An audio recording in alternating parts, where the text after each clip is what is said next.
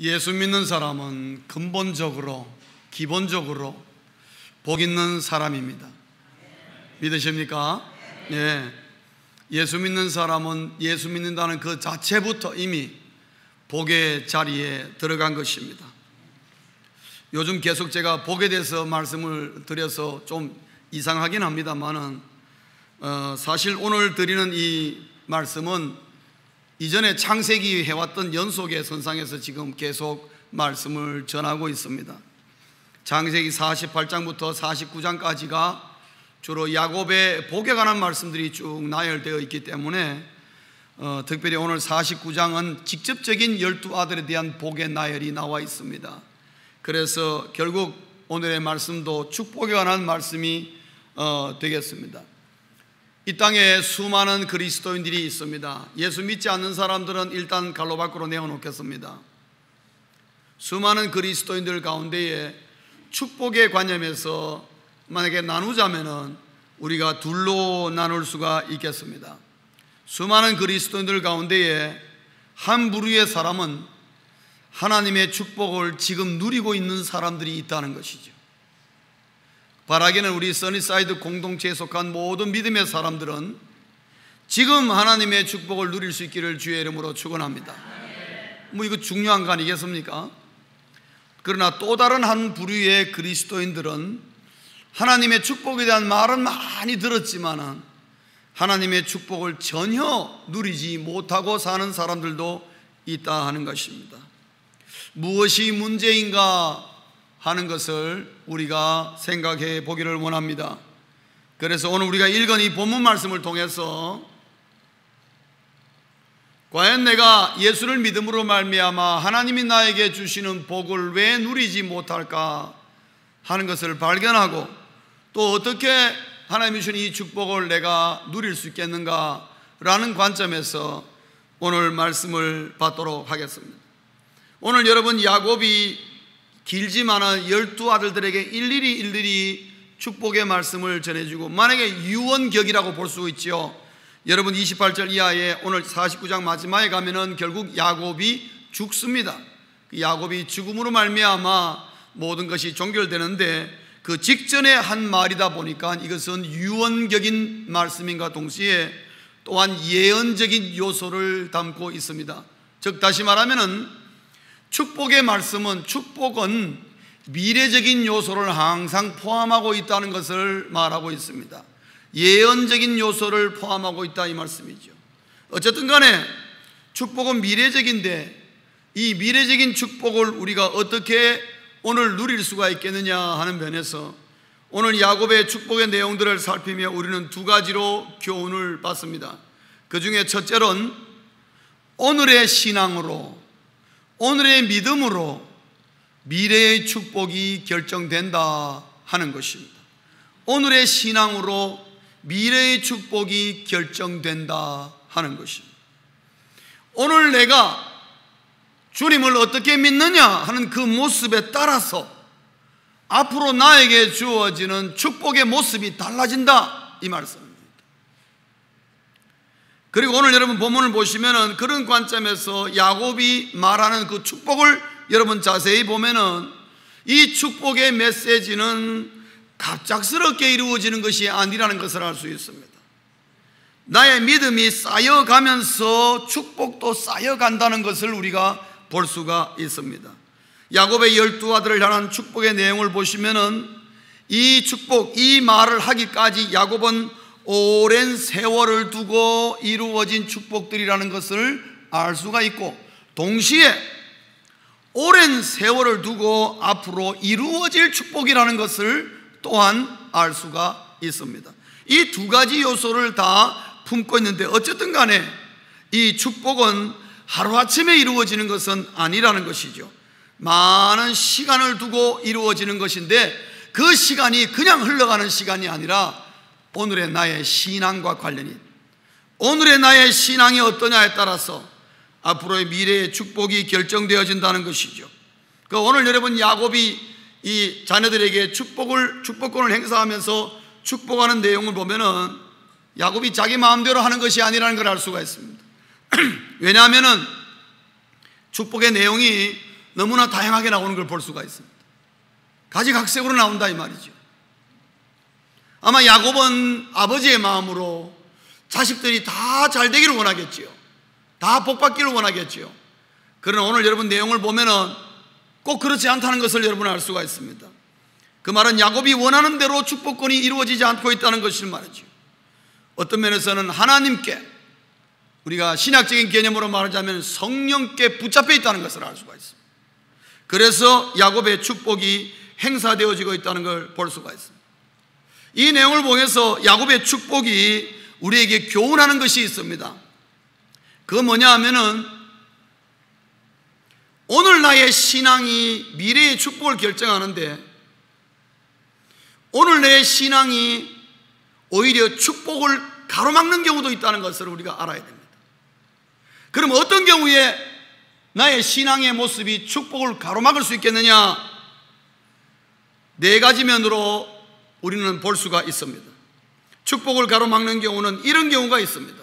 첫째는 사명을 모르는 경우에 오히려 하나님이 나에게 축복을 주셔도 그것을 누릴 수가 없다 이거죠. 가로막는다 이거죠. 사명을 모르는 그리스도인, 하나님이 나를 왜 구원하셨는지, 그리고 아직까지 왜 이 땅에 살게 하셨는지, 하나님이 나에게 무엇을 하기를 원하시는지를 모르시는 분이 있습니까? 하나님의 축복을 제대로 누리게 못하게 될 것입니다. 왜? 사명을 모르는 게. 오늘 여러분 3절에 보면은 장자인 루벤에게 행하는 축복의 내용을 가만히 보면은 축복이라고 말하기가 곤란합니다. 루벤은 12아들 가운데 장자였습니다. 일반적으로 장자는 다른 아들들에 비해서 축복을 2배나 받을 수 있습니다.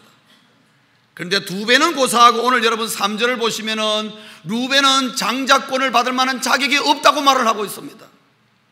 다시 말하면 루벤은 자기가 장자로서의 사명을 전혀 모르고 있는 사람이었다는 것이죠.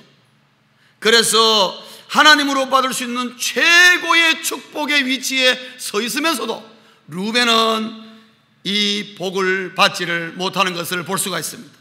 사명을 모른다는 그 자체가 축복을 가로막는 경우를 우리에게 보여주고 있습니다. 두 번째, 축복을 가로막는 경우는 어떤 경우냐? 죄악에 사로잡힌 경우입니다. 여러분 삶 속에 죄악에 사로잡혀 있습니까?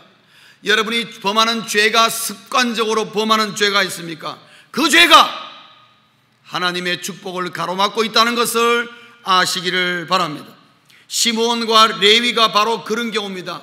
이것을 여러분 보시면 5절, 6절, 7절을 보시면 이것은 복이 아니라 오히려 저주에 가깝다는, 심지어 저주라는 말이 나올 정도로 이 시므온과 레위에게는 축복의 말씀이 아니라 오히려 화의 말씀을 전해주고 있다는 것을 볼 수가 있습니다. 왜냐?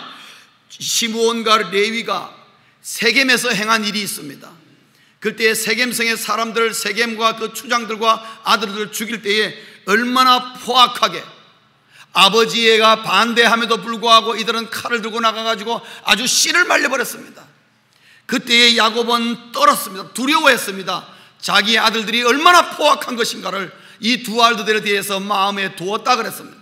그리고 오늘 축복할 때에 그 말이 그대로 나오는 것을 볼 수 있습니다. 죄악에 사로잡혀 있는 경우에는 하나님의 축복을 주셔도 오히려 그것으로 말미암아 축복이 가로막힌다는 것을 말하고 있습니다. 세 번째로 축복을 가로막는 경우는 기복적인 사상에 사로잡혀 있는 경우입니다. 오늘 여러분 13절부터 21절까지의 내용을 보면은 스불론 지파부터 시작해서 납달리까지 여러 명의 아들들이 쭉 이름이 거론됩니다. 거론되는 그 이름들이 갖고 있는 공통점은 뭐냐? 상당히 이 아들들은 앞으로 세속화될 것이고 굉장히 현실주의고, 다시 말하면 한 발은 교회에 한 발은 세상에 딛고 있는 이중적인, 그래서 교회에 나가는 이유가 단순히 복을 받기 위하여 잘되기 위해서 나가는 그런 기복적인 그런 생각에 사로잡혀서 있는 경우에는 하나님을 믿어도 적당히 믿기 때문에 축복도 적당히 오는 것 같다가 안 오는 것입니다. 축복을 가로막는 요소가 됩니다. 사랑하는 성도님 여러분, 우리가 예수 믿는 것은 단순히 복을 받기 위해서 예수 믿는 것 아닙니다. 여러분, 하나님이 나에게 주신 사명을 이루기 위해서 우리가 이 땅에 존재하는 것입니다. 그리고 그 은혜가 감사하여 하나님께 예배하고 하나님을 찬송하고 하나님께 나아오는 것입니다. 그런 자에게 하나님이 덤으로 따라오는 게 뭐냐? 복이다 이 말입니다. 그것을 거꾸로 하시면 안 된다는 것입니다. 기복적인 사상은 뭐냐? 결국 세상에 상당히 동화되어 있고 그 마음이 세속화되어 있고 그 마음이 현실적으로 잘 먹고 잘 사는데 사로잡혀 있으면은 오히려 하나님의 축복을 가로막아 버리는 요인이 될 수가 있다는 것을 우리에게 말하고 있습니다. 나는 하나님 앞에 복 달라고 그렇게 많이 기도하는데 왜 하나님은 나에게 복을 주시지 않는가? 여러분, 그게 매여 있기 때문에 그렇습니다. 그것은 축복을 가로막는 경우가 될 수 있다는 것입니다. 그 다음에 축복을 가로막는 네 번째의 경우는 분노나 미움에 사로잡힐 경우입니다. 여러분, 27절에 보면은 베냐민 지파에 대한 얘기가 나오는데 베냐민을 보면은 물어뜯는 일이라 그랬습니다. 물어뜯는 일이. 왜 베냐민이 이렇게 호전적일까? 베냐민은 굉장히 전쟁을 좋아했습니다. 싸움을 좋아했단 말이죠. 베냐민이 괜히 남의 지파들, 여러 지파들에게 시비 걸었다가 베냐민 남자들이 씨가 말렸습니다. 그래서 베냐민 지파가 완전히 멸종이 될 뻔했습니다. 싸우는 거 좋아하다가 남자가 완전히 다 죽어버렸습니다. 그런 경우가 생깁니다. 그래서 겨우겨우 남았는 거 몇백 명을 600명인가 데려다가 여자 맞춰주느라고 다른 지파들이 얼마나 고생했는지 모릅니다. 왜냐하면 종족 번식을 해야 되니까 씨가 말라버립니다. 왜 베냐민 지파가 그렇게 분노와 미움과 거역적인 그런 거역의 영에 사로잡혀 있는 호전적인 지파가 되었느냐? 아마 그의 탄생과 출생과 성장에 문제가 좀 있었던 것 같습니다. 왜냐하면 베냐민은 태어나면서부터 엄마가 죽어버렸습니다. 라헬이 이 베냐민을 출산하면서 해산하면서 해산 때문에 엄마가 죽어버리고 맙니다. 라헬이 죽었습니다. 그렇기 때문에 사실 베냐민은 엄마가 누군지 한 번도 본 적이 없습니다. 얼굴을 모르고 컸습니다. 엄마의 품을 한 번도 누려보지 못하고 컸다는 것이죠. 그래서 아마 이 베냐민이 막내임에도 불구하고 아버지 야곱이 그렇게 사랑함에도 불구하고 그 마음에 분노와 미움과 사랑을 모르는 그런 좀 뭔가 포악스러운 호전적인 성격이 아니었나. 어쨌든 간에 분노와 미움에 사로잡혀서 거역의 영에 사로잡혀 있는 경우에는 하나님의 축복을 가로막는다는 것입니다. 여러분, 이 내용을 잘 기억하시길 바랍니다. 야곱의 축복에 교훈하는 그 첫째가 뭐냐? 축복을 가로막는 경우를 우리에게 가르쳐주는데 네 가지입니다. 첫째는 사명을 모르는 경우, 두 번째는 죄악에 사로잡힌 경우, 세 번째는 기복적인 사상에 사로잡혀 있는 경우, 네 번째는 분노와 마음의 미움에 사로잡힌 경우. 이 네 가지의 방해 요소를 오늘 여러분 제거하시기를 주의 이름으로 축원합니다. 예수 이름으로 물리치시고 예수의 보혈로 씻음 받으시고 하나님의 복을 누리시기를 원하는 것입니다. 이러한 요소가 내 삶 속에 잠겨 있다면 이것 때문에 하나님의 복이 나에게 임할 수가 없다는 것을 아실 필요가 있습니다. 그 다음에 야곱의 축복이 교훈하는 그 두 번째는 축복이 복이 되는 경우가 있다. 경우 되는 것 두 가지입니다. 오늘 여러분 야곱의 축복 내용들을 가만히 보면은 두 지파에게서는 확실하게 복의 말을 해주고 있습니다. 하나는 유다 지파요, 하나는 요셉의 지파입니다. 이 두 지파는 분명하게 축복의 말씀을 아주 풍성하게 해주고 있습니다. 특별히 유다 지파에는 10절에 보면 규가 유다를 떠나지 않으며, 이 말 한마디가 굉장히 중요합니다. 이 규가 뭡니까? 임금이 들고 있는 호를 얘기합니다. 임금이 들고 있는 지시봉 같은 금으로 만든 거 있잖아요. 이런 거, 봉다리. 예. 아이들 매 때리기 좋은 사이즈로 이렇게 만들어 놓은 거였어요. 제가 군대 가니까 지휘관들, 높은 지휘관들이나 장군들이 늘 이걸 들고 다니더라고요. 그래서 제가 전방에 있으면서 저희 전방에 아무도 손을 사람이 안 들어오니까 거기에 보면은 북한강변에 숲이 있는데 그 숲에 박달나무가 그렇게 많았습니다. 박달나무가. 그 숲에 들어가면은 하늘이 안 보였습니다. 사람들이 손이 안 가니까. 근데 가보니까 위에서 자꾸만 지시가 내려오는데 어떤 지시하느냐? 두 가지의 지시가 내려옵니다. 박달나무 가지고 바둑판 만들어 올려라. 그렇게 했어요. 한국 군대가 썩었죠. 밤낮 바둑판 만들어 올리래요. 바둑판. 그 다음에 또 하나는 뭐냐 하면은 지휘봉 만들어서 올리라는 게 지휘봉. 박달나무로 지휘봉 만들면 멋있습니다, 여러분. 그 박달나무를 쇼팅에다가 군대 그 튀기라고 쇼팅 기름 나오는데 거기다가 그거를 튀겨버리면요 거기에 대해서 아주 기가 막힙니다. 칼라가 먹긴 한데 바둑판도 쇼팅에 튀겨버립니다, 여러분. 그러면 바둑판 속에 그 기름이 스며들어서 절대로 바둑판이 휘질 않습니다. 그리고 칼라가 변하는 법이 없습니다. 나무가 갈라지지 않습니다. 얼마나 수명이 오래 가는지. 안 그래도 박달나무가 딱딱한데 많이 했는데 얼마나 많이 해갔느냐? 추럭으로 해갔습니다. 추럭으로. 그래서 저희들이 전방에 올라가면 일개 분대는 아예 차출해가지고 일개 분대가 9명입니다. 이 9명은 밥만 먹으면 거기 내려가가지고 나무 베는 겁니다. 나무 베어놓고 그냥 가만히 눕혀놓습니다. 몇 개월 눕혀놓아가지고 그거를 베어가지고 만들고 그게 하루 일이에요. 예. 군대 가서 전방에 철책선 지키라고 올려보내놨더니만 가가지고 내려가서 밤낮 바둑판 만들고 앉아있는 팀들이 있었다는 사실이지요. 제가 그 증인입니다. 그때 제가 알았습니다. 대한민국 군대가 문제가 많다 이거. 이래가지고 되겠나? 밤낮 바둑판이나 만들고 앉았고. 무슨 말하다 제가 이 말 나왔는지 모르겠어요. 남자는 어쨌든 군대 얘기하면 안 돼요. 정신을 못 차리는. 여러분 규가 유다를 떠나지 않으면, 이 말은 뭐냐면 유다 지파의 왕이 나오겠다는 거죠. 그 유다 지파의 왕이 나왔습니다. 다윗 왕이 나왔습니다. 그래서 다윗의 계보가 이스라엘의 전체적인 왕조를 형성하지요.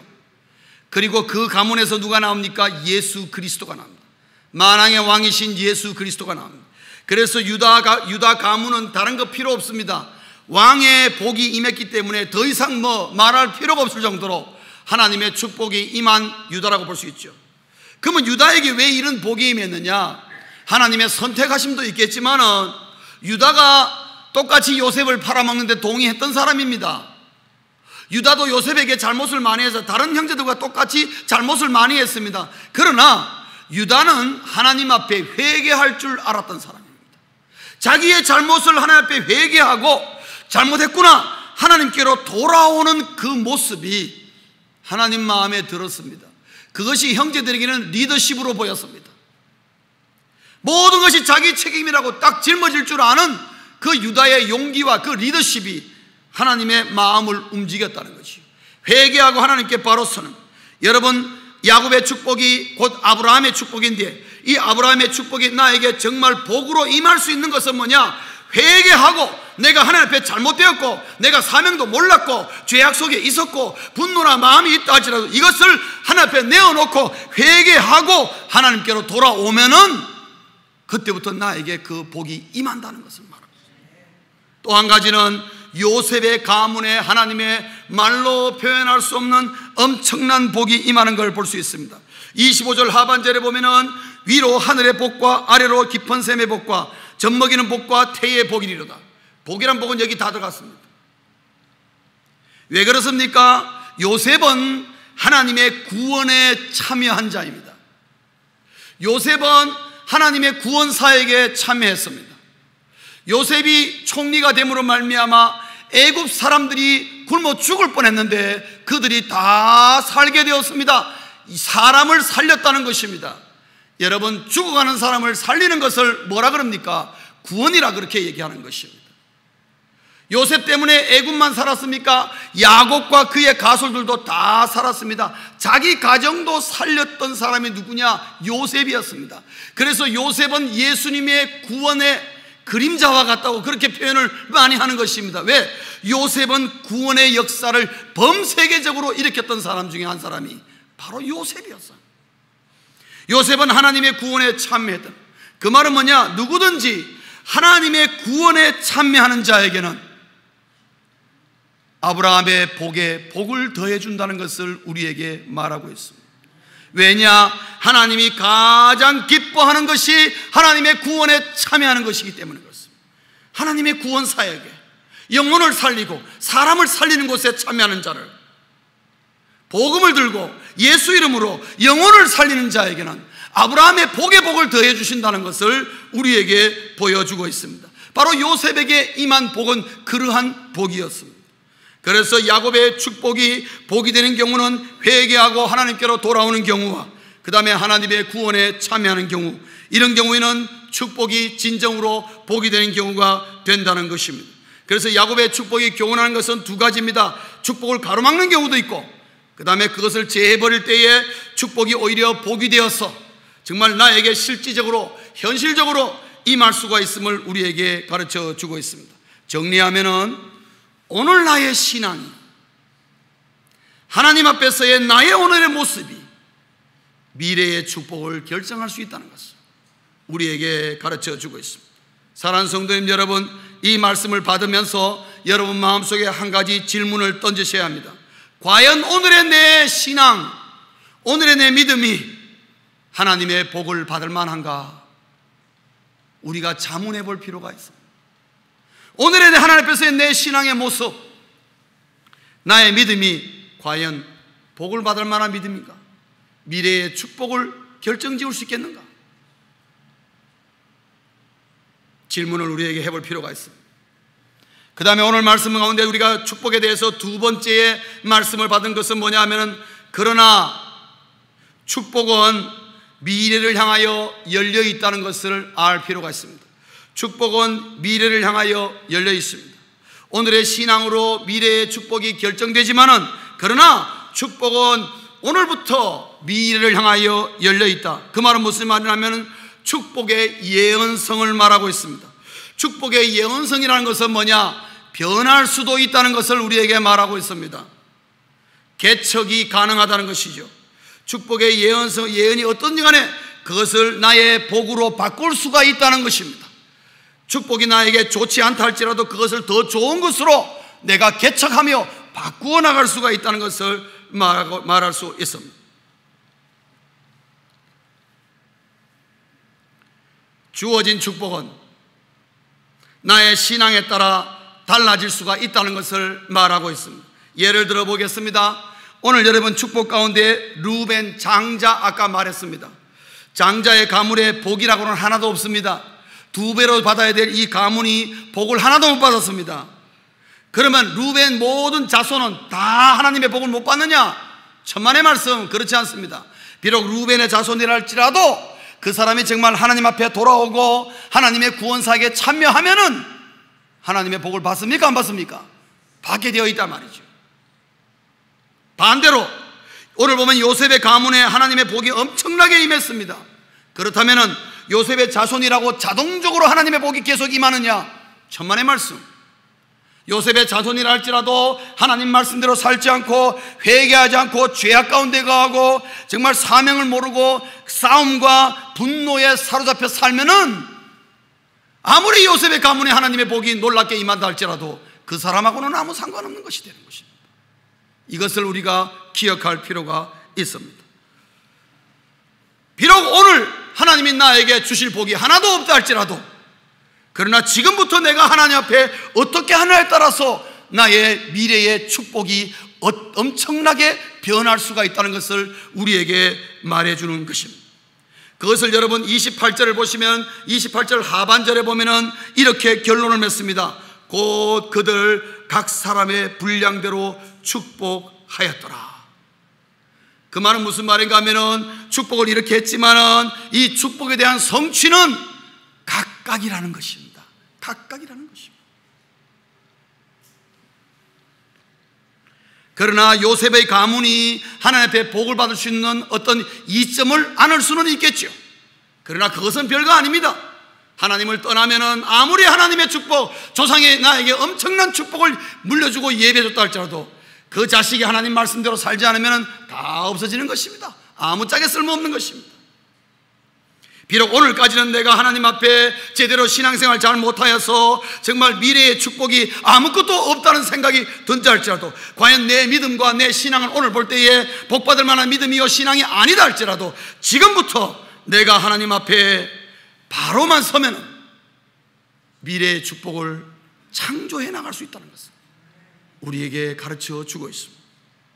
그렇기 때문에 예수 믿는 사람은 축복에 대해서 얘기할 때에 운명론적인 사고에 빠져 있으면 아무것도 안 된다는 것입니다. 운명적인 사고에 빠질 필요 없습니다.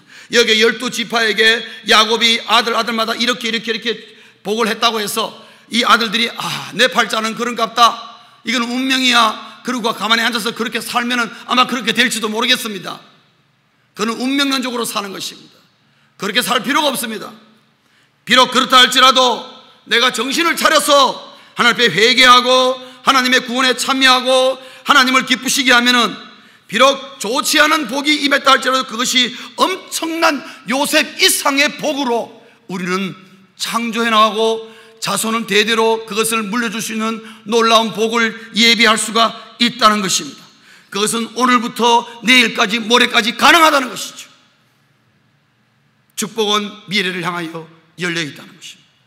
그러면 어떻게 나의 축복을 개척해 나갈 것인가? 어떻게 나의 축복을 창조해 나갈 것인가? 세 가지를 기억하시면 되겠습니다. 첫째는 하나님과의 관계를 바로 세우라는 것입니다. 하나님과의 관계를 바로 세우라는 것입니다. 어떻게 축복을 개척할 것인가? 어떻게 축복을 내가 창조해 나갈 것인가? 내일의 축복을 내가 어떻게 만들어 갈 것인가? 첫째는 하나님과의 관계를 바로 세우십시오. 하나님과의 사랑의 관계를 만드십시오. 하나님과의 막힘이 없도록 하십시오. 하나님이 무엇을 원하시는가를 잘 들으셔야 되는 것입니다. 하나님과의 관계를 바로 하나님과의 관계를 바로 세우기 위해서는 하나님에게 물어봐야 됩니다. 또 하나님의 말씀을 들어봐야 됩니다. 그래서 어떻게 하면 잘 될지 말씀하시는 대로 우리가 행동하고 실천해 나갈 때 하나님과의 관계가 바로 세우는 것입니다. 천하장사 아무리 똑똑하고 지혜가 넘쳐도 하나님과의 관계가 잘못되어 있으면 그 인생은 실패한 것입니다. 하나님 없는 인생은 그 인생은 아무리 이 세상에서 똑똑하고 훌륭하고 유명하다 할지라도 아무 소용이 없는 것입니다. 두 번째로 어떻게 축복을 개척할 것인가, 또한 창조해 나갈 것인가? 하나님의 소명을 발견하라는 것입니다. 하나님의 소명을 발견하라는 것입니다. 하나님이 나를 이 땅에 왜 보내셨느냐, 왜 나는 살아야만 하느냐, 그 이유를 여러분 발견하셔야 합니다. 내가 이 땅에 왜 살아야 하느냐, 하나님이 나에게 무엇을 원하실까, 여기에 대한 우리가 답을 발견해야 됩니다. 하나님께 물어보십시오. 하나님, 나를 왜 구원시켰습니까? 왜 나를 예수 믿는 사람으로 만드셨습니까? 하나님이 나에게 원하시는 바가 무엇입니까? 여러분 물어보십시오. 하나님이 나에게 주는 소명이 있다는 것입니다. 부르심의 목적이 있다, 이 말씀이죠. 인생은 목적이 있습니다. 목적 없는 인생은 동물과 별로 다를 바가 없다는 것을 아셔야 됩니다. 세 번째로 어떻게 축복을 개척할 것인가? 하나님께 충성하라는 것입니다. 하나님께 충성한다는 것은 하나님께 신실한 것입니다. 하나님께 한결같다는 것입니다. 사랑하는 성도님 여러분, 다른 건 몰라도 하나님 앞에서는 한결같은 모습이 정말로 중요합니다. 내 기분 따라 이랬다 저랬다 하는 그런 신앙은, 그거는 올바른 신앙이라고 말할 수가 없습니다. 어려울 때나 기쁠 때나 슬플 때나 힘들 때나 좋을 때나 한결같이 하나님 앞에서 하나님과의 관계를 바로 세우며 붙잡은 그 소명을 따라 지속적으로 나아가는 그 모습, 그것은 하나님의 축복을 마음껏 받게 되는 결정적인 요소가 된다는 것을 우리가 기억할 필요가 있습니다. 말씀을 정리하겠습니다. 오늘 나의 신앙이 미래의 축복을 바꿀 수 있다 하는 것입니다.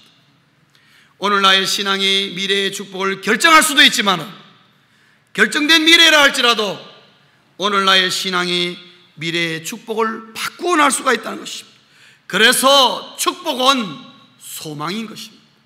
축복은 소망인 것입니다. 지금까지 여러분의 신앙이 뭔가 모르게 하나님 앞에 복받을 만한 행동과 믿음이 아니었다고 생각합시다. 좋습니다. 하나님 앞에 복받을 수 없는 여러 가지 요소들이 있다고 치십시다. 그것을 다 예수의 보혈로 오늘 씻음 받으시고 회개하시고 오늘부터 시작하면 되는 것입니다. 오늘부터 나의 신앙을 바로 세워나가면 되는 것입니다. 그래서 미래의 축복을 쌓아놓고 미래의 축복을 결정지을 수가 있는 것입니다. 미래의 축복을 새롭게 바꿀 수가 있다는 것입니다.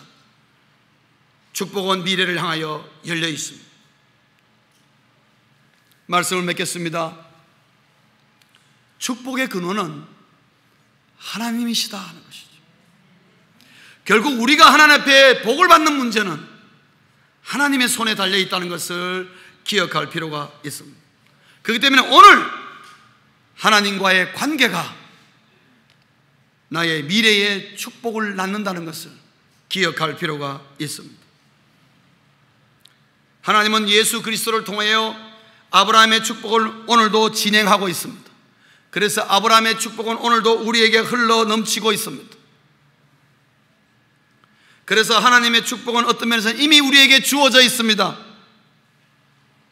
그러나 그것을 누리는 사람이 있는가 하면은 그것을 못 누리고 밤낮 놓치며 사는 사람이 있다는 것이죠.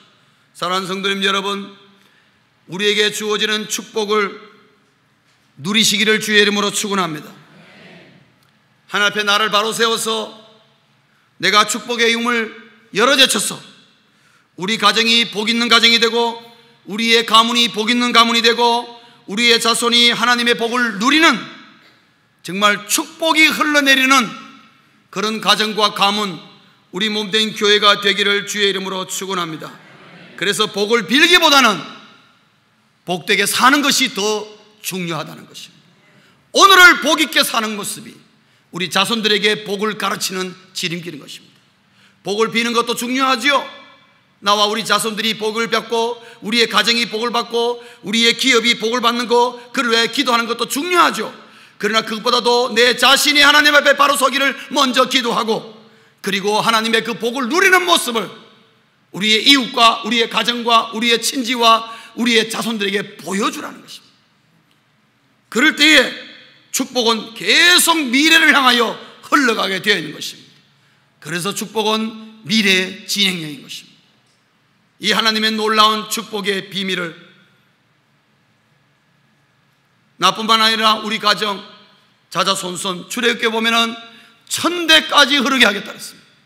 그 말씀이 여러분 모두에게 그대로 현실화 될 수 있기를 주의 이름으로 축원합니다. 기도하시겠습니다.